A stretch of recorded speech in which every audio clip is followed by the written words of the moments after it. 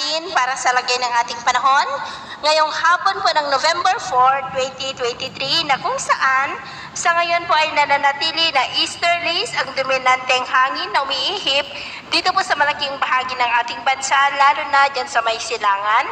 At may shear line pa rin dyan naman sa silangang bahagi ng Cagayan. Ang amihan naman ay patuloy pa rin na umiihip dito po sa northern part ng Northern Luzon. At may ITZZ pa rin na umiiral dyan po sa silangang bahagi ng Mindanao. Habang patuloy rin natin na binabantayan ang LPA naman na nasa labas ng ating area of responsibility. Mababa pa naman po ang tsansa nito na maging bagyo for the next 2 to 3 days. At ito naman po ay pinapakita ng forecast model natin pong ginagamit hanggang po sa susunod na 2 linggo.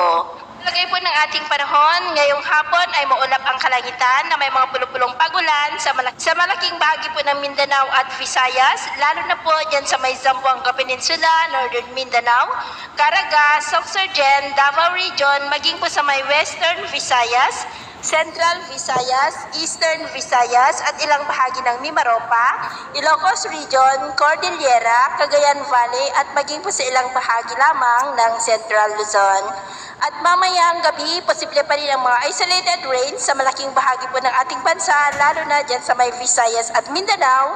Kaya mag-ingat pa rin po tayo sa mga banta ng mga pagbaha at pagguho ng lupa.